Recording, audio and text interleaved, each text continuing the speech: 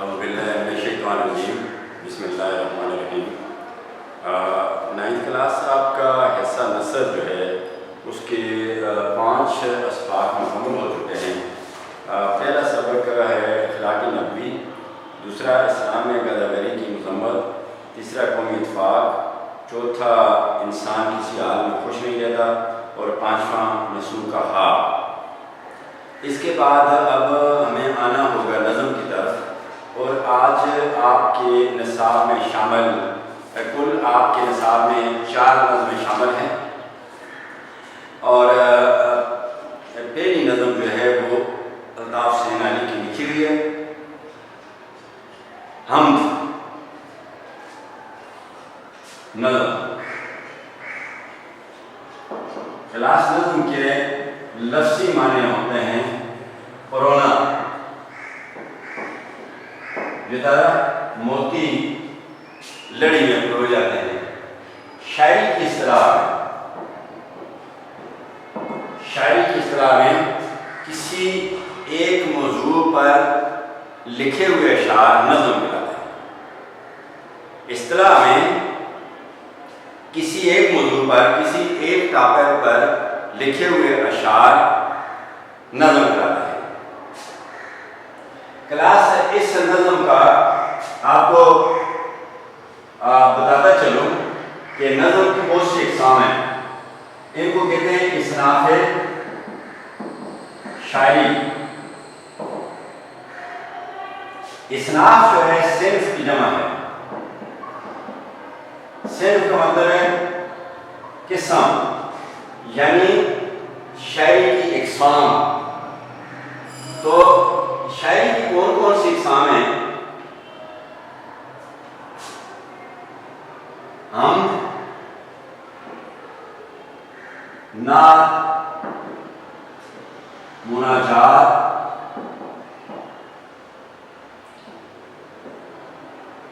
منقبت، مرثیہ، قصیدہ، رباعی، کتاب، غزل بھی شاعری میں آتی ہے۔ اس کے علاوہ اور بھی کئی اس کی اصناف ہیں، کئی قسم کی شاعری ہوتی ہے، اور پھر اس کے اپنے اپنے نام ہوتے ہیں۔ کورس میں غزل بھی شامل ہے، اور حمد بھی شامل ہے، اور نعت بھی شامل ہے۔ باقی جو صنف شاعری میں نے بورڈ پہ لکھی ہیں یہ شامل نہیں ہیں، اگلی کلاسوں میں شامل ہیں، لیکن آپ کی نظر میں 3 آپ کے اردو کے جو نصاب ہے اس میں آپ 3 چیزیں پڑھتے ہیں کلاس، ایک نثر، دوسری جو ہے نظم، اور تیسری چیز آپ جو پڑھتے ہیں وہ ہے غزل۔ اب 4 نظمیں جو ہیں آپ کے کورس میں شامل ہیں۔ ایک ہے حمد، دوسری ہے نعت، وہ جو ہے وہ امیر منائی کی لکھی ہوئی ہے۔ حمد جو ہے الطاف حسین علی کی لکھی ہوئی ہے۔ تیسری نظم کا نام ہے برسات کی بہاریں، وہ جو ہے وہ نذیر اکبر آبادی کی لکھی ہوئی ہے۔ اور چوتھی جو نظم آپ کے کورس میں شامل ہے طلوع اسلام، اس کا نام ہے، وہ اقبال کی شاعری سے لی گئی ہے، اور اس کی کتاب بانگ درا سے لی گئی ہے۔ آج ہم بات کریں گے اس حمد پر۔ اب سوال یہ پیدا ہوتا ہے کلاس کہ حمد کی کیا تعریف ہے؟ حمد کے لفظی معنی تعریف یا ثنا۔ تعریف یا ثنا ایک ہی بات ہے۔ شاعری کی اصطلاح میں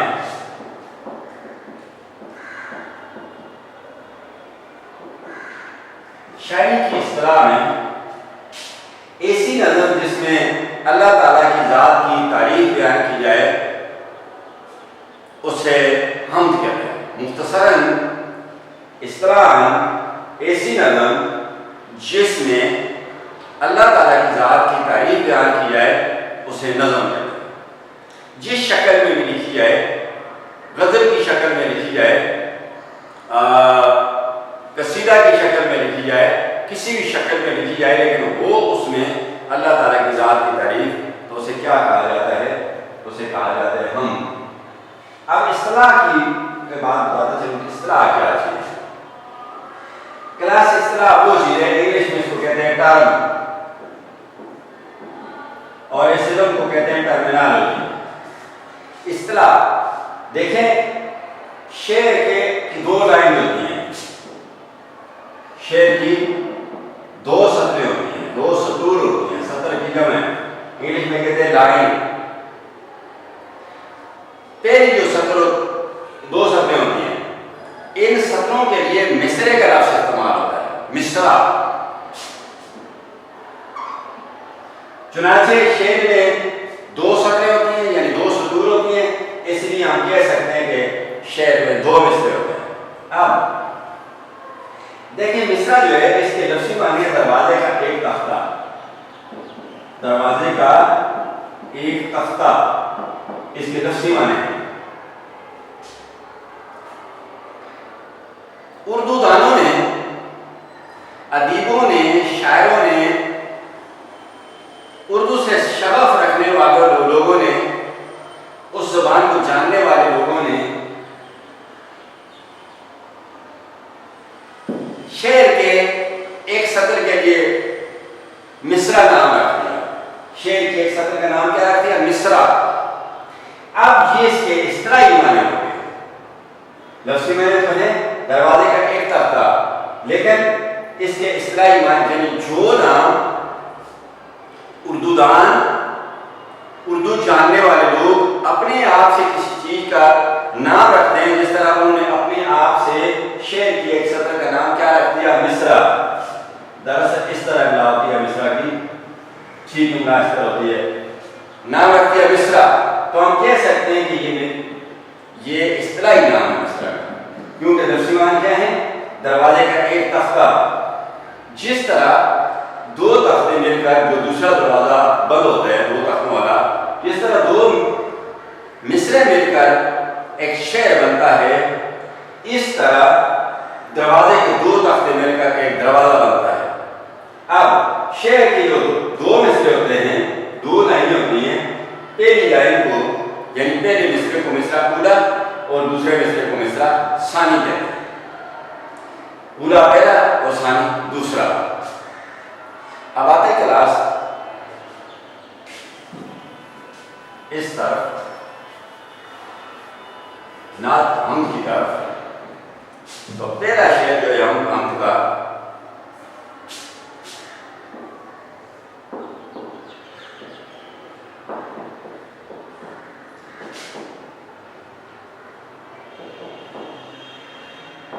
قبضہ ہو دلوں پر کیا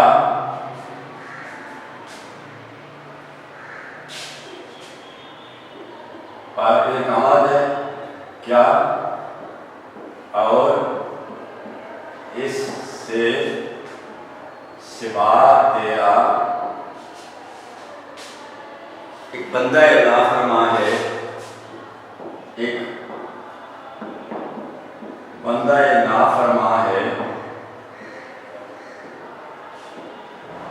ہم سوا تیرا۔ مشکل الفاظ کا قبضہ، طاقت میں ہونا،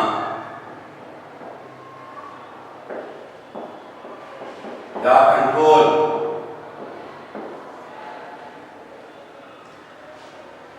سوا بڑھ کر، اور زیادہ، دو میننگ، بندہ نافرما،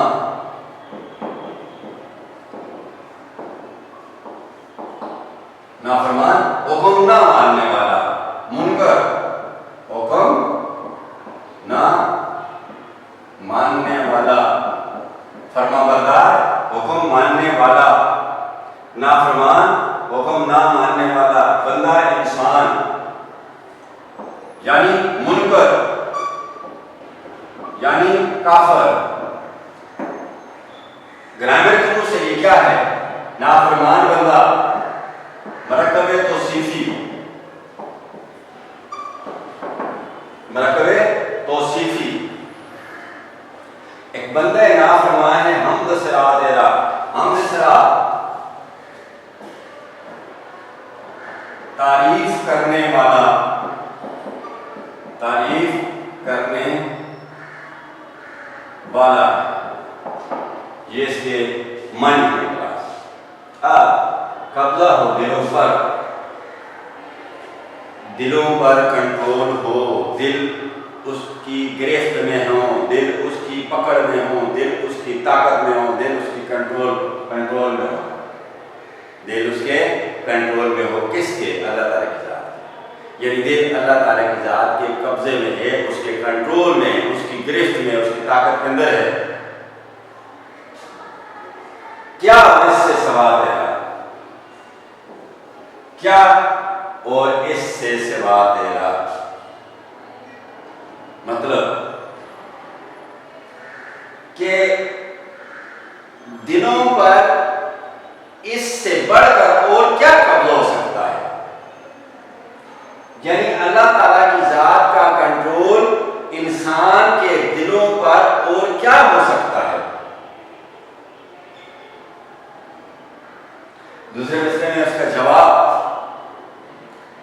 कि एक बंदा नाफरमान है, हमद सरा तेरा, कि एक नाफरमान बंदा भी, एक मुनकर बंदा भी अल्लाह ताला की जात की तारीफ करता है। एक मुनकर बंदा भी अल्लाह ताला की तारीफ करने पर मजबूर है, चाहते हुए भी ना चाहते हुए भी, शहूरी तौर पर और लाशहूरी तौर पर, दोनों तरीकों पर एक नाफरमान मुनकर बंदा भी, जैसे फिरौन, शदाब, नमरूद, ये दुनिया की बड़ी बड़ी ताकतें जो हैं, बड़े बड़े लोग जो हैं, ये अपनी जगह पर जब होते थे, अकेले होते थे, तो ये अल्लाह ताला की ज़ात की हकमियत को तस्लीम करते थे इस तरह कि हमने अपनी कौम के सामने खुदाई दावा तो कर दिया, हम मगरूर और तकब्बर हैं, हम अल्लाह ताला की ज़ात को तो नहीं मानते अपनी कौम के सामने, लेकिन हकीकत ये है कि हम खुदा नहीं हैं, हम ताकत नहीं है, ताकत वो ही है जो इस कायनात को चला रही है। अगर आज के दौर में अगर कोई खुदाई दावा करे, या गुजरे हुए वक्तों ने लोगों ने खुदाई दावे किए, लेकिन उनके अंदर ताकत कहाँ? उनको पैदा करने वाला कौन है? क्या उन्होंने अपने आप को खुद पैदा किया? उनको आंखें किसने दी? उनको हाथ किसने दिए? उनको ज़बान किसने दी? उनको टांगें किसने दी? उनको दिमाग किसने दिया? उनको घर किसने दिया? ये ज़मीन किसने बनाई? ये आसमान किसने बनाया? बगैर सतूनों के खड़ा हुआ है ये बिल्डिंग जिसमें मैं खड़ा हूँ, ये किसने बनाई? किसके सहारे पर, किसकी ताकत से ये खड़ी है? अपनी जगह से हिलती नहीं है, पहाड़ अपनी जगह से हिलते नहीं है, दरख्त में जमीन में बीज बोया जाता है, उससे मुख्तलिफ उससे दरख्त उगता है, उससे उस जमीन के अंदर जब बीज बोया जाता है, जमीन से पौधा निकलता है, वो सेब का होता है, कोई खुबानी का होता है, कोई अमरूद होता है, कोई चीड़ का दरख्त होता है, कोई किस किस्म का होता है, कोई किस किस्म का, और उन तमाम दरख्तों की शक्लें एक जैसी अलग अलग मुख्तलिफ उनकी शक्लें होती हैं। हर फल का मुख्तलिफ ज़ाक़ा होता है, हालांकि एक ही ज़मीन से पैदा हुआ उसका मुख्तलिफ ज़ाक़ा है। सूरज मशरक़ से निकलता है और मगरब में जाके गुरूब हो जाता है। ये कौन कर सकता है? ये ना फिरौन कर सकता है, ना शदाद कर सकता है, और ना नमरूद कर सकता है। मेरे कहने का मतलब है, और शायद के कहने का मतलब ये है, ये परवरदिगार आलम, सब तेरी ताकत है, दुनिया तेरे सहारे पर चल रही है, तू सबसे बड़ा और ताकतवर है, तू पैदा कर सकता है, तू मार सकता है, तू जवानी दे सकता है, तू सेहत दे सकता है, तू औलाद दे सकता है, तू वालिदैन दे सकता है, तू गाड़ी दे सकता है, तू घर दे सकता है, तू मकान दे सकता है, तू कितनी कितनी नेमतों से अपने बंदे को नवाजता है। और ये कायनात है परवरदिगार आलम तूने बनाई, और इसको बड़ी तरतीब के साथ तू चला रहा है। एक औरत ने क्या जबरदस्त मिसाल दी थी कि एक चरखा یہ چرخہ اگر میرے بغیر نہیں سے چل سکتا، اگر یہ چرخہ کسی اور کے بغیر نہیں چل سکتا تو یہ پوری کائنات جو ہے یہ اب خود بخود کیسے چل سکتی ہے؟ دائیوں کے ساتھ امام اعظم ابو حنیفہ کا مکالمہ ہوا جو آپ کی پرستش کرتے ہیں۔ وقت مقرر ہوا، وقت مقررہ پر حضرت امام اعظم ابو حنیفہ دیر سے پہنچے تو دائیوں نے احتجاج کیا کہ امام کے پاس جواب کوئی نہیں ہے، کس پہ تھا مقابلہ، کس پہ تھا کہ مناظرہ، کس پہ تھا مکالمہ، کس پہ تھا بات چیت، کس پہ ہونی تھی کہ اللہ تعالیٰ کی ذات موجود ہے کہ نہیں، خالق کائنات ہے کہ نہیں، اس پہ بات ہونی تھی۔ کائنات خود نہیں چل رہی، کوئی ذات ہے، اس پہ امام اعظم ابو حنیفہ نے ان کے ساتھ مکالمہ کرنا تھا، ان کو سمجھانا تھا۔ وقت مقررہ پر لیٹ ہو گئے۔ جب لیٹ ہوئے تو دائیوں نے کہا کہ یہ تو اس کے پاس کوئی ثبوت نہیں ہے کہ خدا ایک اور ساری کائنات کا مالک اور خالق ہے اور اس کے حکم پر یہ کائنات چل رہی ہے۔ اگر اس کے پاس وقت ہوتا تو یہ ٹائم پہ رکھتا تھا، وقت کی پابندی کرتا۔ امام دیر سے پہنچے، دائیوں نے احتجاج کیے کہ آپ نے ہمارا قیمتی وقت خراب کیا ہے، دیر سے کیوں آئے؟ تو امام نے ان سے مخاطب ہو کے کہا میں جب اپنے گھر سے نکلا تو موسلا دھار بارش شروع ہوگی، سخت ترین بارش شروع ہوگی جو سے چلنا بڑا مشکل تھا، اور پھر میرے گھر کے سے قریب ایک نالہ گزرتا ہے، اس میں سیلاب آ گیا، میں اس سے اس پار ہو نہیں سکتا تھا، مجبور اور لاچار کھڑا انتظار میں کہ کیسے پار جاؤں اور آپ کا حسب وعدہ آپ کے پاس پہنچوں اور اللہ تعالی ذات کی وحدانیت آپ کے سامنے بیان کروں، اس کی طاقت بیان کروں۔ لیکن مجبور اچانک ایک درخت کٹنا شروع ہوا، پھر اس کے تختے بننے شروع ہوئے، پھر اس کی کشتی بننی شروع ہوئی، پھر ملاح آیا، اس نے مجھے اس پار لگا دیا۔ تو داری جواب کیا دیتے ہیں حضرت امام اعظم ابو حنیفہ کو؟ ایک درخت خود بخود کیسے کٹ سکتا ہے؟ اس کے تختے خود بخود کیسے بن سکتے ہیں؟ ملا کیسے آ سکتا ہے اور پھر آپ کو ادھر کیسے لگا سکتا ہے؟ جب ابتدائی کام نہیں ہوتے خود بخود کیسے ہو گیا، سارے کام خود بخود کیسے ہو گئے؟ تو امام نے فرمایا جب یہ ایک چھوٹا سا کام ہے، اس دنیا کا ایک چھوٹا سا کام ہے، اس کائنات کا ایک چھوٹا سا کام ہے، درخت کا کٹنا، اس کے تختے بننے، پھر کشتی بننی اور ملاح آنا اور مجھے اس پار لگانا، اس پار لگا دینا۔ جب یہ چھوٹا سا کام خود بخود نہیں ہو سکتا تو بتاؤ مجھے کہ یہ پوری کائنات میں خود بخود کیسے چل رہی ہے؟ تو اس سے داری لاجواب ہو گئے۔ تو یہاں شاید اللہ تعالیٰ کی ذات کی تعریف بیان کرتے ہوئے کہتا ہے اے پروردگار عالم، اے میرے مالک، اے میرے خالق، اے خدائے بزرگ و برتر، اے کائنات کے نظام کو چلانے والے، تمہارا دنیا کے ہر شخص کے دل پر قبضہ ہے، کنٹرول ہے، انسانوں کے دل تمہارے قبضے قدرت میں ہیں۔ کیوں؟ اس لیے کہہ رہا ہوں کہ دنیا کا نافرمان بندہ بھی تیری تعریف کرنے پر مجبور ہو جاتا ہے۔ شداد بھی اپنی جگہ پر کہتا تھا کہ تو خدا نہیں ہے، خدا وہ ہے۔ تو اپنی قوم کے سامنے جھوٹا وعدہ کر چکا ہے، اور فرعون جیسے لوگ اور بڑے طاقتور لوگ، جو لوگ پولیٹیکل سائنس کا ایک اصول ہے کہ power makes corrupts, absolute but absolute power corrupts absolutely, طاقت خراب کرتی ہے لیکن طاقت زیادہ خراب کرتی ہے، اور ان لوگوں کے پاس جب بہت زیادہ طاقت آ گئی تو یہ خدائی دعویٰ کر بیٹھے، حقیقت میں یہ خدا نہیں تھے اور اپنی جگہ پر یہ ظلم کر رہے تھے۔ فرعون بھی جب دریا کی اپنی جگہ تو وہ کہتا ہوگا اللہ تعالیٰ نے عقل سلیم عطا کی انسان کو، پختہ عقل، مکمل سوچ عطا کیے، کیا وہ بھی انسان تھے، وہ بھی اللہ کے ذات سے پیدا کرتے تھے، اپنی جگہ بیٹھتے ہوں گے یا جہاں بھی بیٹھتے ہوں گے تو دماغ یہ نہیں کہتا ہوگا کہ تم خدا نہیں ہو، خدا اوپر ہے جس نے تمہیں بھی پیدا کیا ہے، وہ تمہیں بھی روزی دے رہا ہے۔ یہ سائنس ان کو ضرور کہتا تھا، ان کی عقل ان کو ضرور کہتی تھی۔ اور جب دریائے نیل کی بحرین موجوں کے سپرد ہوا مصر میں دریائے نیل، تو تو پھر کہتا ہے موسیٰ میں تجھے اور تیرے خدا کو مانتا ہوں۔ شداد بھی کہتا تھا پروردگار تو خالق اور مالک ہے۔ یہ آج کے دور میں بھی بڑے بڑے منکر اپنے ذہن میں اپنے دماغ میں یہ ضرور سوچتے ہوں گے کہ اگرچہ ہم اللہ تعالیٰ کی ذات کو مانتے نہیں ہیں، کوئی آگ کی پرستش کرتے ہیں، کوئی کتوں کو پیتے، لیکن ان کو اس بات کا احساس ہوتا ہوگا کہ یہ بت اپنی جگہ سے ہل ہی نہیں سکتا، میرا مسئلہ کیسے حل کرے گا، میری بات کیسے سن سکے گا۔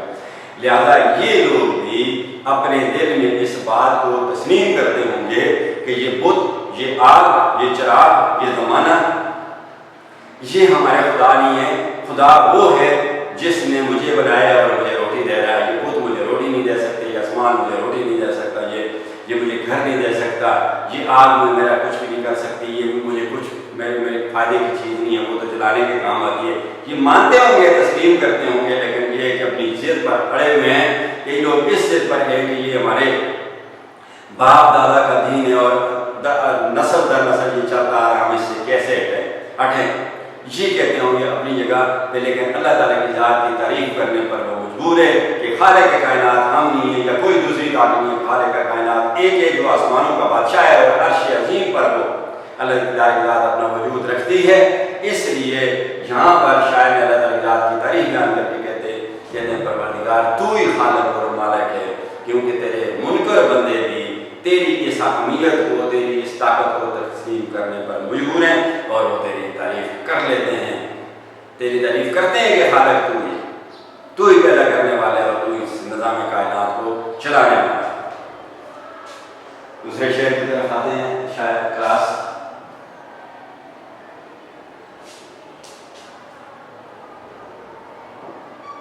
ایک بندہ ایک کا تخفیف شدہ لفظ سے کام کیا گیا، انگلش میں کہتے ہیں ایبریویٹ کیا گیا، اور جو جس کو ایبریویٹ کیا جاتا ہے اس کو ایبریویشن کہتے ہیں، اور اس کو تخفیف کیے جانے والے کو کیا کہتے ہیں؟ مخفف۔ جس طرح راستہ کا تخفیف کیا راستہ ہے، راستہ کا تخفیف کیا ہوا لفظ کیا ہے؟ راستہ ہے۔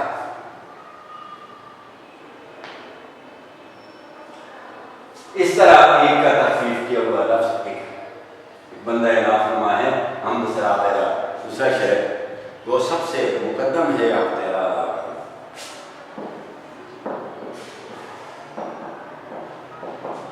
وہ سب سے مقدم ہے، اب تیرا ادا کرنا بندے سے مگر ہوگا حق کیوں کر ادا تیرا۔ کلاس ادا کافیہ تیرا ردیف، اس شعر میں سوا کافیہ اور سرا ردیف، آپ کافیہ اور دوسرا ردیف۔ کافیہ کی کیا تعریف ہے؟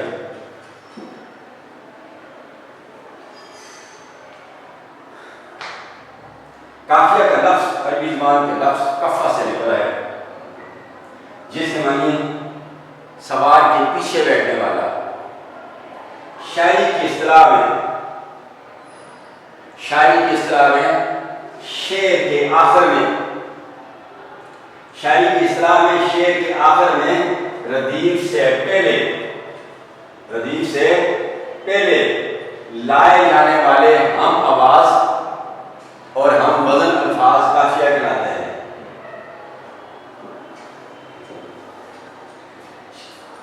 کافیہ کا لفظ عربی زبان کے لفظ کفہ سے نکلا ہے، جس کے معنی ہے سوار کے پیچھے بیٹھنے والا۔ شاعری کی اصطلاح میں ایسے ہم آواز اور ہم وزن الفاظ جو کسی شعر کے آخر میں ردیف سے پہلے آتے ہیں ان کو کافیہ کہتے ہیں۔ اس کے بعد ہے ردیف کا لفظ عربی زبان کا لفظ ردف سے نکلا ہے۔ شاعری کی اصطلاح میں شعر کے اندر کسی شعر کے اندر قافیہ کے بعد یہ قافیہ ہے، قافیہ کے بعد یہ بھی قافیہ ہے، لائے جانے والے ایسے الفاظ جن میں لفظی اختلاف نہیں ہوتا، ادھر بھی تیرا اور ادھر بھی تیرا، لفظوں کا کوئی اختلاف نہیں ہے۔ شاعری کے اصطلاح میں کسی بھی شعر کے آخر میں قافیہ کے بعد لائے جانے والے ایسے الفاظ جن میں لفظی اختلاف نہیں ہوتا ردیف کہلاتے ہیں۔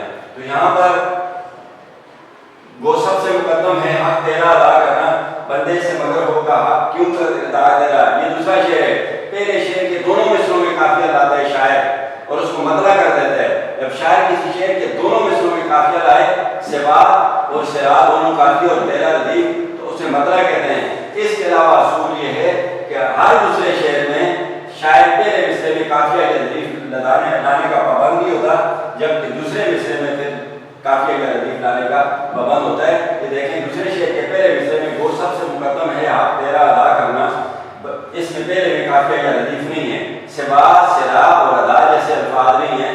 پھر دوسرے مصرے میں دوبارہ آتے ہیں بندے سے مگر ہوگا حق کیوں کر ادا کرتا ہے، دوسرے مصرے میں شاعر قافیہ اور ردیف لانے کا پابند ہے اور اس میں لایا بھی ہے۔ اب ایک ہوتا ہے مقدم، اس کا مطلب ہے لازمی، ضروری۔ دوسرا ہوتا ہے مقدم، مقدم ادھر زیر آتی ہے، اس کا مطلب ہے آگے بڑھ کر۔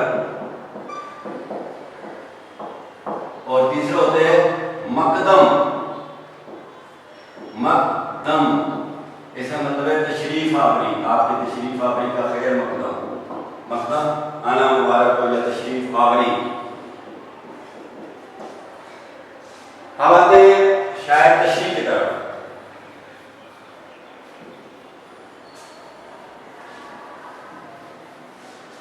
وہ سب سے مقدم ہے حق تیرا ادا کرنا۔ شاعر اللہ تعالیٰ کی ذات کی تعریف بیان کرتے ہوئے کہتے ہیں اے پروردگار عالم، تیرے پیدا کردہ بندوں کا سب سے پہلا فرض جو ہے وہ آپ کا حق ادا کرنا ہے۔ وہ اگرچہ دنیا میں آئے ہوئے تیرے بندے کی سب سے پہلی ذمہ داری جو ہے وہ تیرا حق ادا کرنا ہے۔ کس چیز کا؟ بولنے کا حق، اولاد کا حق، ماں کا حق، رزق کا حق، گھر کا، گاڑی کا، سانسیں جو نکل رہی ہیں آ جا رہی ہیں ان کا حق، انسان کے منہ سے بنے بنائے الفاظ وہ اس کے قوت گویائی ہے، وہ اسے بنے بنائے الفاظ اس کے منہ سے نکل رہے ہیں، اس کا حق، اس کی صحت کا حق، اس کے چلنے کا حق، اس کے پاؤں کا حق، اس کے والدین کا حق، اور دنیا کے اندر طرح طرح کی جو نعمتیں اللہ تعالیٰ کی ذات نے ادا کی ہیں، بندے کا پر یہ چیز فرض عائد ہو جاتی ہے کہ وہ اللہ تعالیٰ کی ذات کا حق ادا کرے۔ اس کے علاوہ عبادات کی بات آتی ہے، نماز، روزہ، زکوٰۃ، حج، ہمسایہ، حقوق اللہ، حقوق العباد، یہ تمام تر حق بندے پر ہوتے ہیں اور اس کی پہلی ذمہ داری کھانے پینے رہنے سہنے سے پہلے سب سے بڑی ذمہ داری جو بندے کی ہوتی ہے وہ کیا ہوتی ہے؟ اللہ تعالیٰ کی ذات کے حکم کی تعمیل کرنا، اذان ہو تو اسے مسجد میں پہنچنا، روزے کو روزے کے طریقے سے رکھنا، اور زکوٰۃ کے جو اصول مقرر کیے اللہ تعالیٰ کی ذات نے ان کو پورا کرنا، اور اس کے علاوہ حج کرنا اور اپنے ہمسائے کا حق خیال کرنا، اور حقوق اللہ جس میں تمام لوگوں کا حق ہوتا ہے ان کا حق ادا کرنا، یہ سارے اللہ تعالیٰ کی ذات کے بندے پر عائد ہوتے ہیں۔ شاعر کا قول، مگر اگرچہ یہ اللہ تعالیٰ کی ذات اگرچہ انسان کا پہلا فرض یہ ہے کہ وہ تمہاری نعمتوں کا شکر ادا کرے اور تو نے جو اس پر فرائض تیرے جو اس پر فرائض ہے، تیرے جو احکام ہے، حکم کی جمع ہے، ان کی پابندی کرے، لیکن بندے سے مگر ہوگا حق کیوں کر ادا کرے؟ یہ اللہ تعالیٰ کی ذات ایک بندہ کس طرح تمہارے حقوق ادا کر سکتا ہے؟ اس کی دو وجوہات ہیں۔ پہلی وجہ یہ ہے کہ تو نے اتنی نعمتیں عطا کی ہیں اپنے بندے کو، ان میں کھویا ہوا ہے، ان میں سے لطف اندوز ہو رہا ہے، یہ دنیا کے رنگینیوں میں ڈوبا ہوا ہے، اتنی خوبصورت کائنات کو نے عطا کی، اسے والدین عطا کیے، اسے اولاد عطا کی، اسے طرح طرح کے تو نے اسے پھل عطا کیے ہیں، صحت